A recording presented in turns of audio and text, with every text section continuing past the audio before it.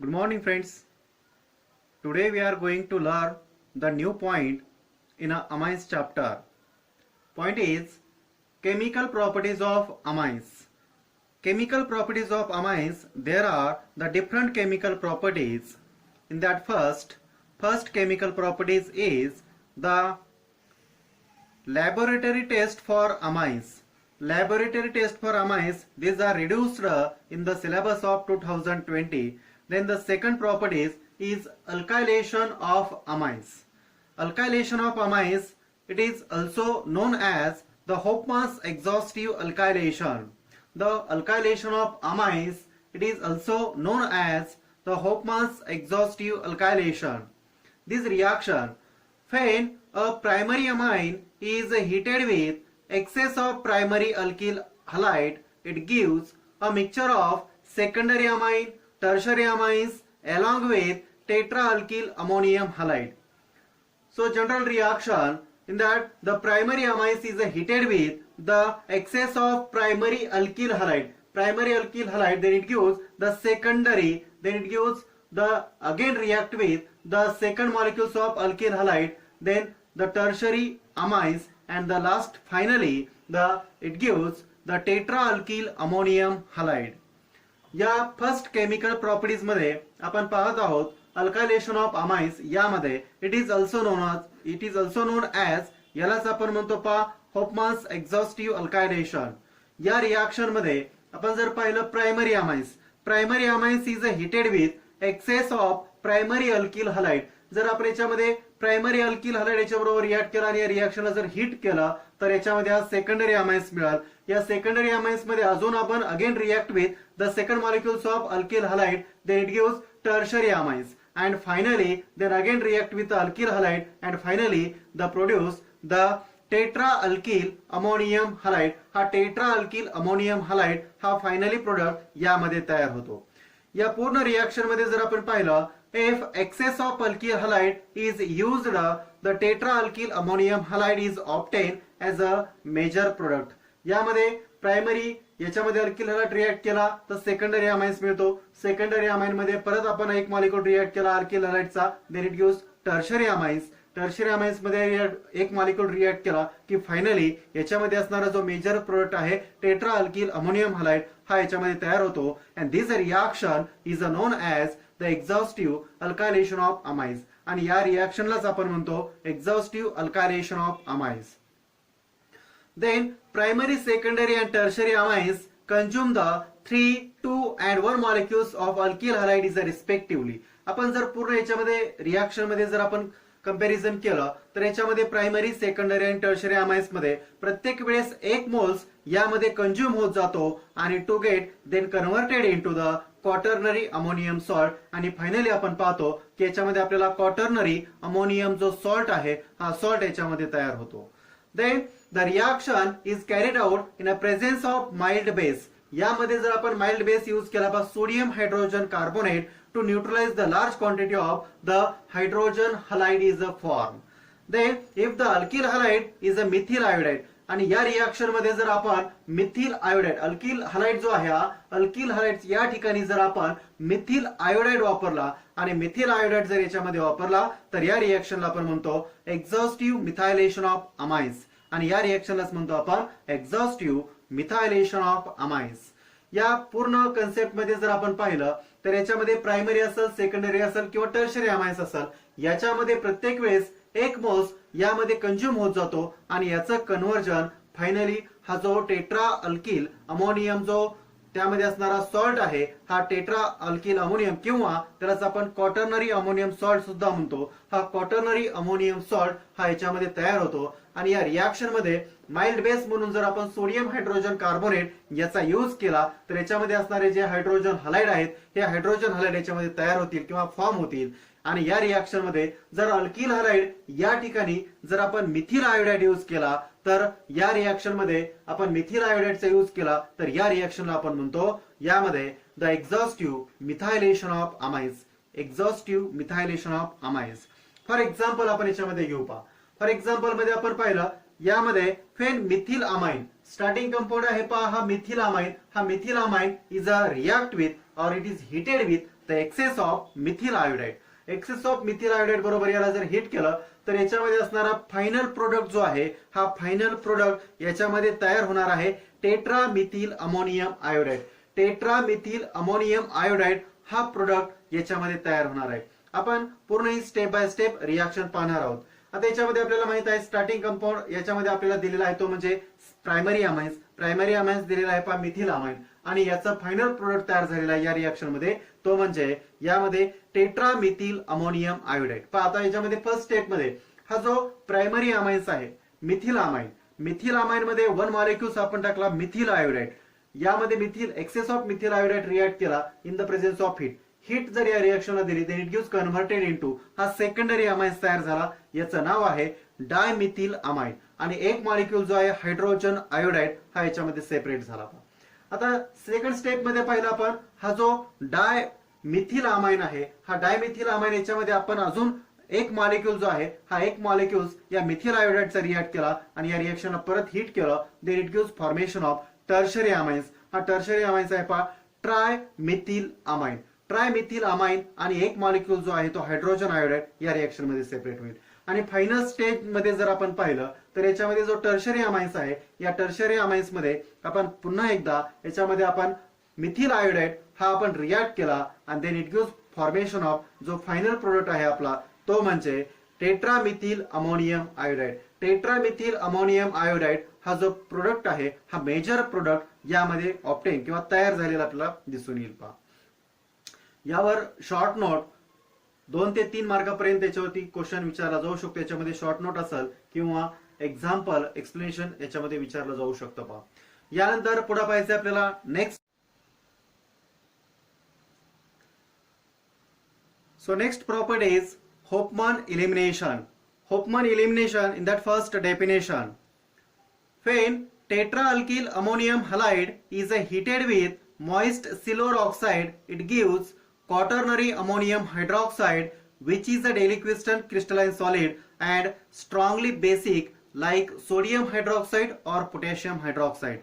These quaternary ammonium hydroxide on a strong heating undergo beta elimination to give an alkene and the reaction is called Hofmann elimination reaction. या reaction मध्ये आपण पाहिलं पहा की याच्यामध्ये जो टेट्राअल्किल अमोनियम हलाइड आहे tetraalkyl ammonium halide is heated with या टेट्राअल्किल अमोनियम हलाइड बरोबर आपण जर मॉइस्ट सिल्वर ऑक्साइड हिट केलं तर देन इट गिव्स आपल्याला क्वाटर्नरी अमोनियम हायड्रॉक्साइड मिळेल.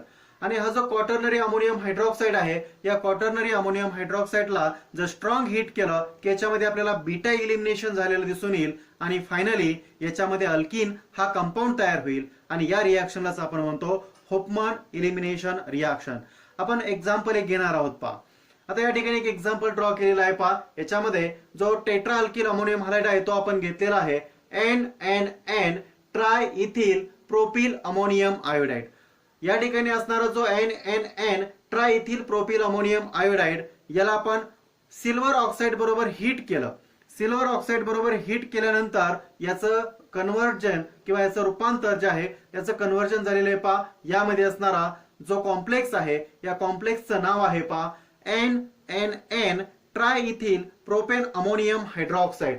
NNN प्रोपेन अमोनियम हायड्रॉक्साइड हा कॉम्प्लेक्स तयार झालेला आहे. आता या कॉम्प्लेक्स मध्ये जर पाहिलं आपण तर हा अल्फा कार्बन आहे हा बीटा कार्बन आहे. मग अल्फा बीटा हा जो कार्बन आहे तर या ठिकाणी असणारा अल्फा बीटा तर या ठिकाणी असणारा बीटा हा बीटा कार्बन जो आहे याचा हायड्रोजन या ठिकाणी शिफ्ट होईल. कार्बन कार्बन डबल बॉन्ड येईल आणि हा नायट्रोजन इथं हा कार्बन नायट्रोजन बॉन्ड जो आहे हा ब्रेक होईल आणि हा नायट्रोजन स्टेबल होईल.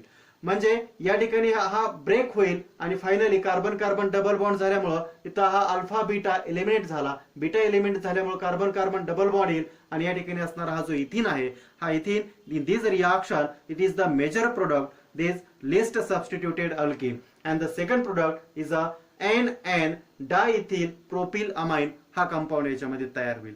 यामध्ये शॉर्ट नोट साठी या ठिकाणी 2 मार्कासाठी हा क्वेश्चन विचारला जाऊ शकतो. पहा किंवा write a short note on Hofmann elimination किंवा एक्झाम्पल यावरती विचारलं जाऊ शकतं. आपण पुन्हा एकदा याचं एक्सप्लेनेशन पाहणार आहोत. पहा यामध्ये फर्स्ट पाहू आपण definition Hofmann elimination. When tetraalkyl ammonium halide is heated with the moist silver oxide, it gives the quaternary ammonium hydroxide, which is a deliquescent crystalline solid and strongly basic like sodium hydroxide or potassium hydroxide. Then quaternary ammonium hydroxides on strong heating undergo the beta elimination to give an alkene. In this reaction is called the beta elimination. In this reaction is also called the Hofmann elimination reaction. या रिएक्शनला म्हणतो आपण होफमन किंवा याच्यामध्ये eliminate होतो म्हणून याला आपण होफमन elimination reaction या नावाने ही ओळखली जाते पहा.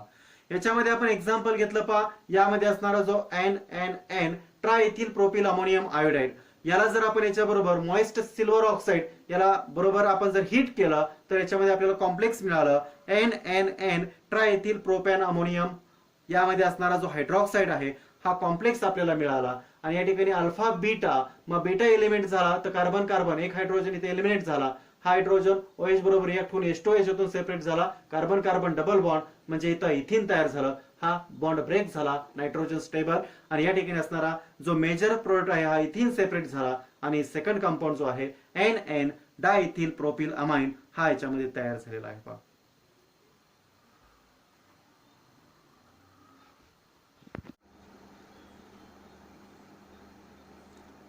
नेक्स्ट केमिकल प्रॉपर्टीज आहे पहा असायलेशन ऑफ अमाइन्स. सुरुवातीला आपण याची डेफिनेशन पाहू. Acylation of amines, the reaction in which the hydrogen atom attached to the nitrogen atom of aliphatic and aromatic primary and secondary amines is replaced by the acetyl group is called acylation of amines. या acylation of amines मध्ये जर आपण पाहिलं तर या reaction मध्ये जो nitrogen attached hydrogen आहे हा नायट्रोजन एटम, त्यामध्ये असणारा नायट्रोजन अटॅच्ड हायड्रोजन एटम हा एलिफॅटिक किंवा एरोमॅटिक प्रायमरी किंवा सेकंडरी अमाइन्स मध्ये हा रिप्लेस होतो. आणि रिप्लेस झाल्यानंतर याच्यामध्ये हा जो ऍसिटिल ग्रुप आहे हा ऍसिटिल ग्रुप त्याला जोडला जातो आणि या रिएक्शनलाच आपण म्हणतो असायलेशन ऑफ अमाइन्स. यामध्ये in this reaction amines with the acetyl chloride or acidic anhydride, then acetyl derivatives of amines is obtained. याच्यामध्ये आपण ऍसिडिल क्लोराइड किंवा ऍसिडिक अनहायड्राइड याचा आपण याच्यामध्ये यूज करतो.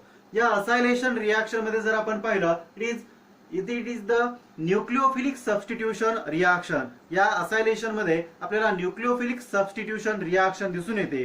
Then the reaction is carried out in the presence of, या reaction मध्ये आपण पाहतो की स्ट्रॉंग आपण याच्यामध्ये बेस वापरतो, याचं नाव आहे pyridine. In this reaction is carried out in the presence of strong base like is a pyridine, which is the neutralize the acid produced during the reaction. याच्यामध्ये ऍसिड प्रोड्यूस होण्यापासून हा pyridine म्हणजे strong acid आपण याला वापरला की हा reaction neutralise करेल, जेणेकरून जो ऍसिड याच्यामध्ये प्रोड्यूस होणार आहे ते इथं स्टॉप होईल पहा.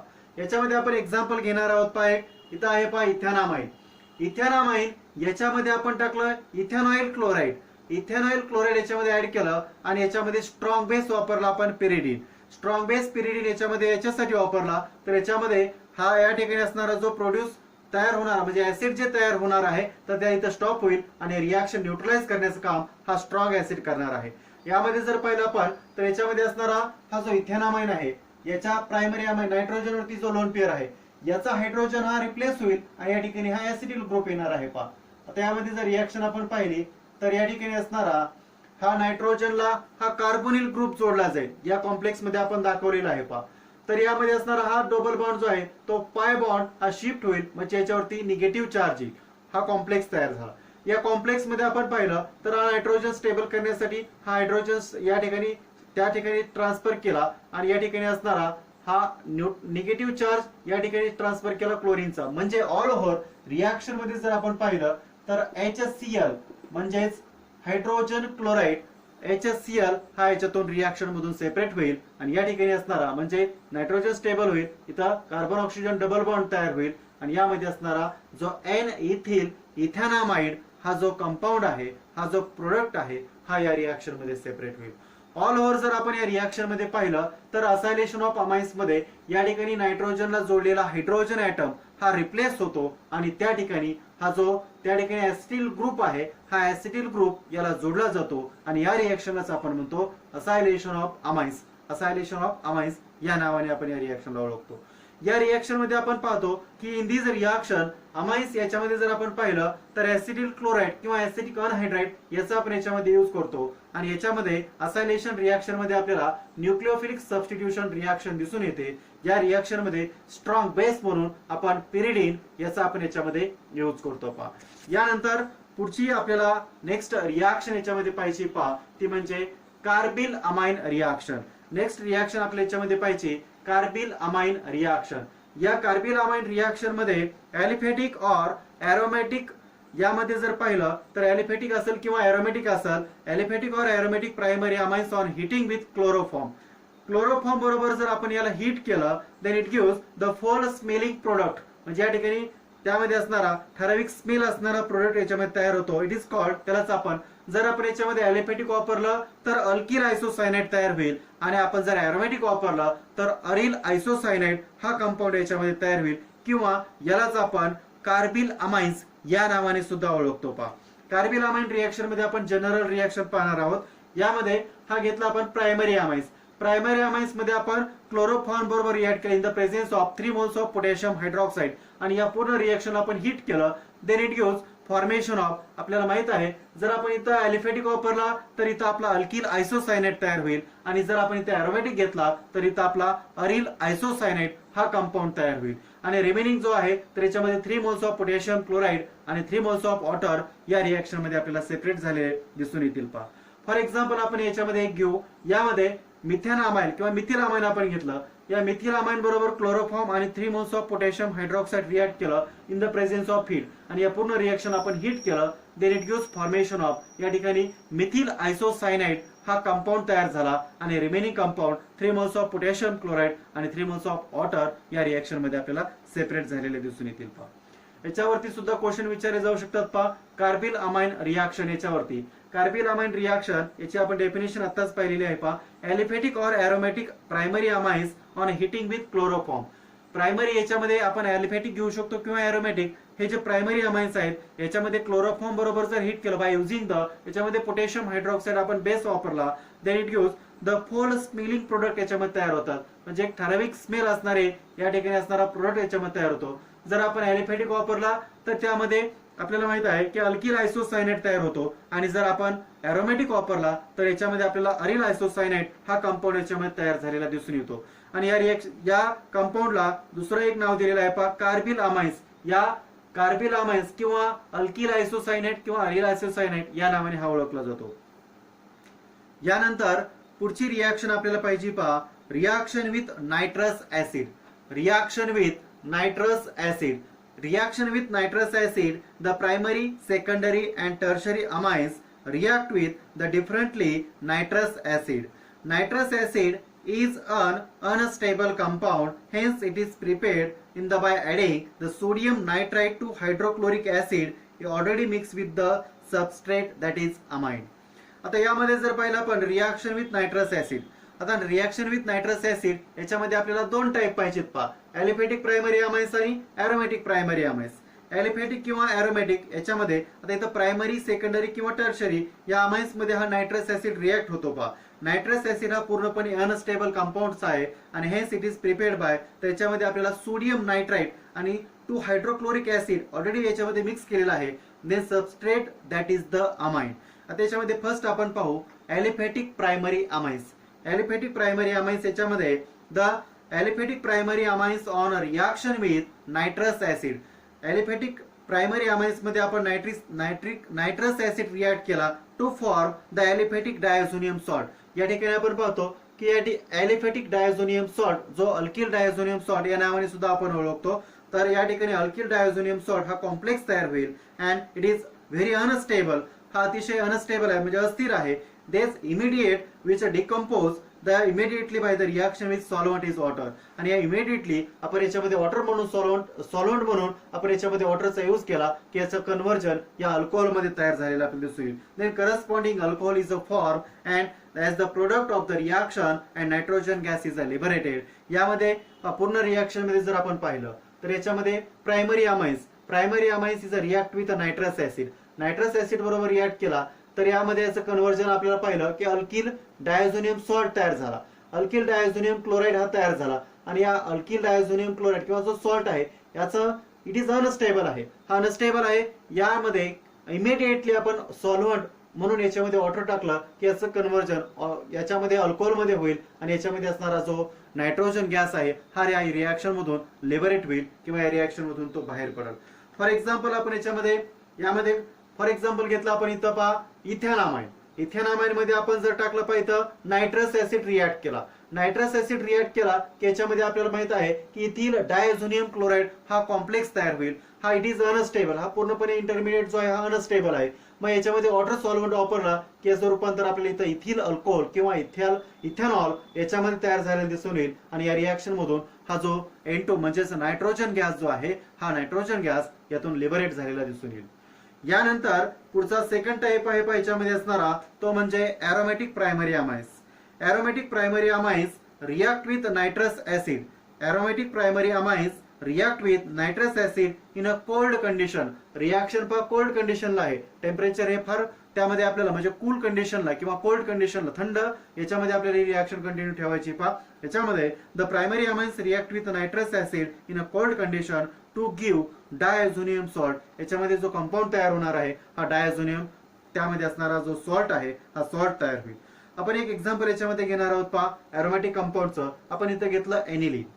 एनिलीन मध्ये जर आपण नायट्रस ऍसिड रिॲक्ट केला in the presence of in a cold condition then it gives formation of या ठिकाणी बेन्झिन डायझोनियम सॉल्ट तयार झालेला आहे आणि यामध्ये असणारा रिमेनिंग कंपाऊंड जे रिमेनिंग जो प्रोडक्ट आहे सोडियम क्लोराईड आणि 2 मोल्स ऑफ वॉटर याच्यामध्ये सेपरेट झालेला आहे. पहा aryl diazonium salts are the resonance stabilize and it is used is a versatile intermediates to obtain a variety of product. Number of product मध्ये याच्यामध्ये आपल्याला याचा यूज त्यामध्ये असणारा जो अरिल डायझोनियम सॉल्ट आहे याचा आपल्याला याच्यामध्ये करता येतो. पहा आपण या रिॲक्शन मध्ये रिॲक्शन विथ नायट्रस ऍसिड मध्ये आपण पाहिलं की याच्यामध्ये असणारा प्रायमरी असेल, सेकंडरी असेल किंवा टर्शरी अमाइन्स असेल तर is differently with nitrous acid. याच्यामध्ये वेगवेगळ्या नायट्रस त्यामध्ये आपण पाहिलं की नायट्रस ऍसिड याच्याबरोबर रिॲक्ट होतो, परंतु नायट्रोस ऍसिड हा जो नायट्रस ऍसिड आहे इट इज अनस्टेबल कंपाऊंड आहे.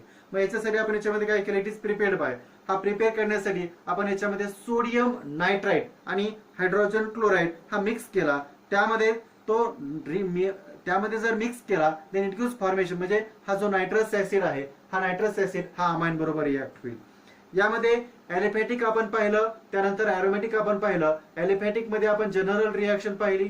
आपण पाहिलं याच्यामध्ये की प्रायमरी अमाइन्स रिॲक्ट केला की याच्यामध्ये अल्कोहोल तयार होणार आहे. यामध्ये आपण ॲरोमॅटिक मध्ये पाहिलं तर याच्यामध्ये आपण पाहिलं की डायझोनियम सॉल्ट तयार होणार आहे. आणि दोनही रिॲक्शन जर पाहिल्या तर यामध्ये ह्या दोनही रिॲक्शन या कोल्ड कंडिशन मध्ये आपल्याला ठेवायच्या आहेत. पहा यामध्ये यावर सुद्धा बोर्ड एक्झाम मध्ये याच्यावरती क्वेश्चन विचारला जाऊ शकतो. यामध्ये प्रिपरेशन मेथड जशा महत्वाच्या आहेत तशाच या केमिकल प्रॉपर्टी सुद्धा महत्वाच्या आहेत. याच्यावरती 2 किंवा 3 मार्कापर्यंत क्वेश्चन विचारले जाऊ शकतात. Okay student, today's lecture is over. Thank you.